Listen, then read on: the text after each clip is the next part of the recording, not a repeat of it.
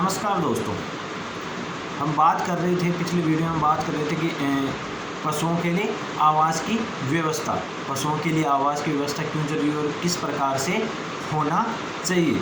तो आज हम बात करेंगे कि जो आदर्श पशु आवास है उसके लिए क्या आवश्यक है, क्या आवश्यकता है कि एक आदर्श आवास पशु जब बनाते हैं हम, तो उसके लिए क्या क्या चीज़ें ज़रूरी है कि जिससे वो आवास सही जगह या सही हो सके पशुओं के लिए। तो इसमें आता है सबसे पहले कि जो हम आदर्श आवास बनाते हैं, जो पशुओं के लिए आवास बनाते हैं, वो बाज़ार के निकट होना चाहिए, बाज़ार के निकट यानी पास में होना चाहिए। कि इससे क्या है कि जब हम इसे एक तो लागत कम आती है, हम किसी चीज़ कोई वस्तु मंगाते हैं पशुओं के लिए, चारा कोई बनता तो आसानी से आ जाता है कम समय में। एक होता है कि जो दूध होता है वो क्या होता है कि जल्दी ख़राब हो जाता है, तो इस वजह से कि अगर बाज़ार निकट हो तो हम दूध वहाँ आसानी से पहुँचा सकते हैं। लेकिन होता क्या है कि जो दूध होता है, जो आवास होता है वो बाज़ारों या जो शहर या कस्बा है उसके नज़दीक बनाया जाता है, ना कि उसके जो शहर या कस्बा है उसके अंदर नहीं बनाया जाता। क्यों? कारण होता है कि जो एक तो हमें जो गोबर डालने की जो व्यवस्था है वो नहीं मिल पाती, वहाँ इतनी जगह नहीं मिल पाती, तो वो हमें दिक्कत रहती है। तो इस वजह से जो हम आवास बनाते हैं वो बाज़ार के थोड़ा बाहर के साइड में निकट होना चाहिए। फिर आता है दूसरा कि एक सड़क की व्यवस्था। जो सड़क है वो सड़क की व्यवस्था समुचित रूप से होनी चाहिए कि जो सड़क है वो हमारी जो हमने आवास बनाया है, डेयरी फार्म बनाया है, वो उसके जस्ट निकट हो, उसके निकट हो। तो जो बड़े साधन है, जो बड़े वाहन है, वो आसानी से वहाँ हमारी जो आवास है वहाँ आसानी से आ सके। तो क्या, एक तो बाज़ार के निकट, एक है सड़क के पास। फिर आता है बिजली और पानी की आपूर्ति, यानी कि पानी और बिजली समुचित रूप से मिलना चाहिए। कि क्या होता है कि जो गांव है, गांव में जो बिजली आती है तो क्या करते हैं, ट्यूबवेल इनका सबसे ज़्यादा उपयोग होता है।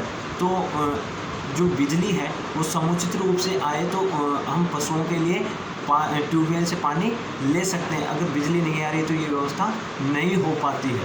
तो बिजली और पानी दोनों की आपूर्ति समुचित रूप से होनी चाहिए। किसमें?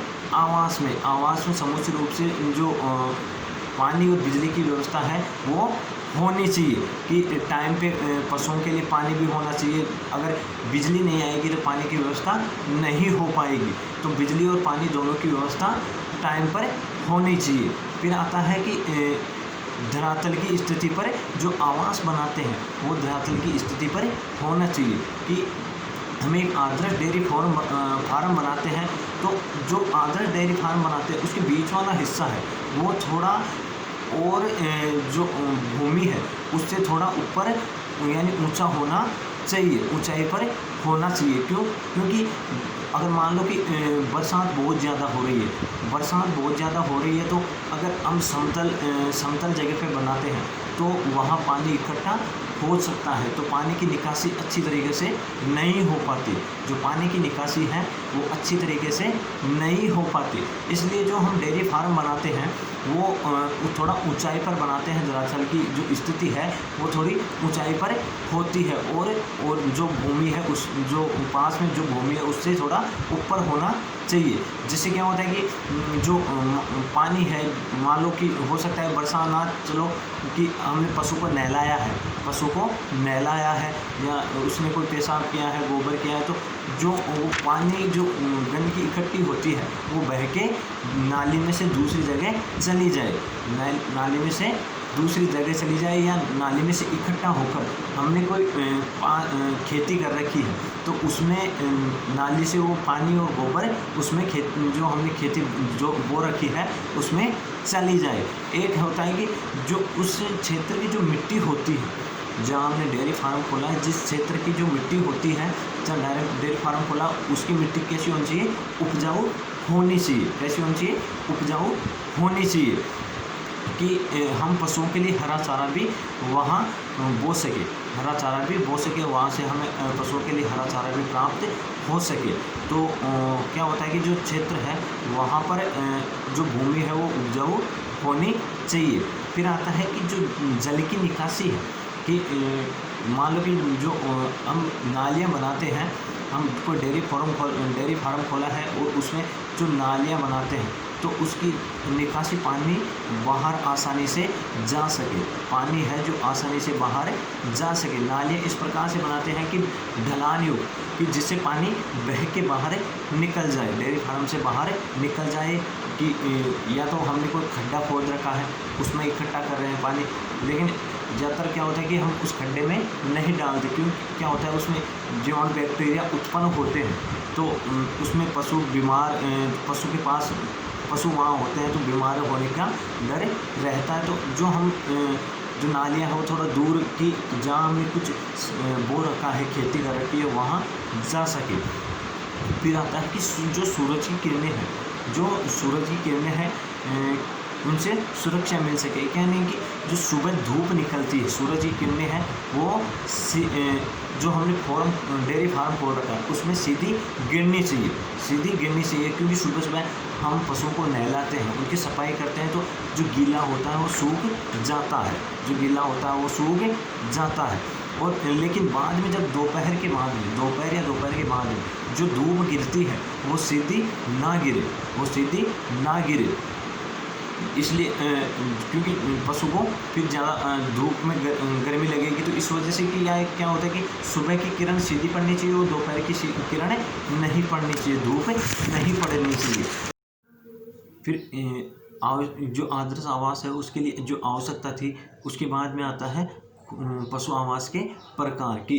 जो आवश्यकता थी वो हमने बताई कि एक तो बाजार के निकट होना चाहिए, सड़क के पास हो, जो आवास बनाते हैं, एक पानी और बिजली की आपूर्ति समुचित रूप से होनी चाहिए, फिर एक अधिक धरातल की स्थिति होनी चाहिए, फिर होता है कि एक जल निकासी की व्यवस्था समुचित रूप से होनी चाहिए, और है कि जो सूरज की किरणें हैं किरणों से सुरक्षा, उनकी सूरज की किरणों से सुरक्षा होनी चाहिए। फिर इसके बाद में आता है पशु आवास के प्रकार, कि आवास कितने प्रकार के होते हैं। आवास होते हैं दो प्रकार के, एक तो खुला आवास, एक बंद आवास, एक खुला और एक बंद आवास। तो हम बात करें पहले खुले आवास की। खुला आवास क्या होता है? तो खुला आवास होता है कि एक दीवार खींची जाती है, एक दीवार बनाई जाती है और उसमें पशुओं को खुला रखा जाता है, स्वतंत्र रूप से रखा जाता है, उस पशुओं को स्वतंत्र रूप से रखा जाता है कि पशु उसमें घूम फिर सके, उसमें पशु घूम फिर सके, आराम से चारा खा सके, उन्हें बांधा नहीं जाता, उन्हें बांधा नहीं जाता, कि चारों तरफ दीवार होती है जिससे पशु बाहर नहीं जा सके। एक और होता है कि एक बीच में या साइड में कहीं भी हम थोड़ा टेंट सेट लगाते हैं, छत डालते हैं, जिससे क्या होता है कि जो धूप है और धूप है यानी बरसात है उनसे पशु बच सके और बाकी पशु खुले घूमते हैं, उसमें खुले में पशु खुले रहते हैं, चारे की व्यवस्था होती है, पानी की व्यवस्था किसमें होती है, उस जो हमने जो बनाया है, जो दीवार खींची है, दीवार चार दीवारी बनाई है, उसमें ही व्यवस्था होती है। ये सबसे ज़्यादा कहाँ होता है? जैसे कि हम देखा है गौशालाओं में ये सबसे ज़्यादा होता है, जहाँ पशुओं को खुला रखा जाता है, पशुओं को क्या रखा जाता है? खुला रखा जाता है। अब बात करते हैं हम कि ये खुला आवास है, इसके क्या लाभ है, इसके हम क्या लाभ है, खुला आवास रखने के क्या लाभ है? तो इसमें क्या होता है कि जो खुला आवास में पशुओं को घूमने फिरने और चारा पाने की स्वतंत्रता होती है कि वो आराम से उसमें घूम फिर सकता है, चारा भी खा सकता है और पानी भी पी सकता है अपनी इच्छा से, कि इसमें पशु को हम बांध के नहीं रखते कि हम टाइम पे चारा डाल रहे हैं, टाइम पे पानी पिला रहे हैं, ये नहीं होता है। इसमें पशु आराम से घूम फिर लेता है, चारा चरता है और पानी भी पी लेता है। फिर होता है कि इसमें क्या होता है कि जो हम आवास बनाते हैं, जो खुला आवास बनाते हैं, इसमें एक लागत कम आती है, किसकी तुलना में? बंद आवास की तुलना में लागत कम आती है। इसमें सीधा सा होता है कि चार दीवारी खींची, या तारबंदी की और उसमें पशुओं को खुला रख दिया, उसमें पशुओं को खुला छोड़ दिया, तो पशुओं को खुला छोड़ दिया और जो हम भवन बनाते हैं उसमें लागत ज़्यादा आती है चार दीवारी के बजाय।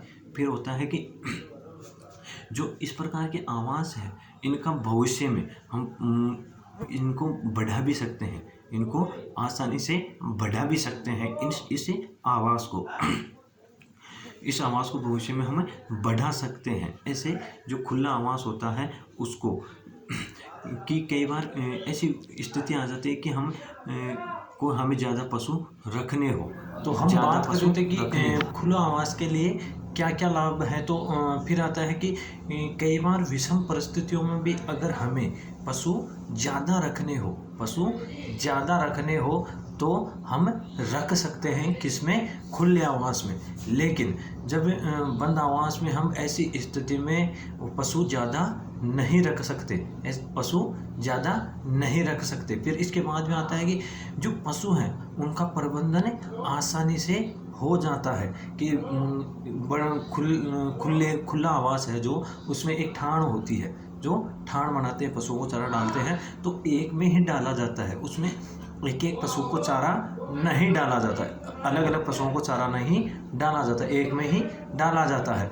तो जिससे पशुओं को जो चारा डाला जाता है, बंटा डाला जाता है, वो उन्हें मिल जाता है, पूर्ण रूप से मिल जाता है। फिर इसके बाद में आता है कि इसमें बाद में आता है जो पशु हैं उनकी जो श्रम लागत है, यानी जो हमें काम करने के लिए जो हमने गौशाला खोली या डेयरी फार्म खोला है खुला आवास वाला, उसमें श्रम लागत कम आती है, उसमें हम जो मजदूर रखते हैं वो कम रखने पड़ते हैं और मजदूरी हमारे कम लगती है।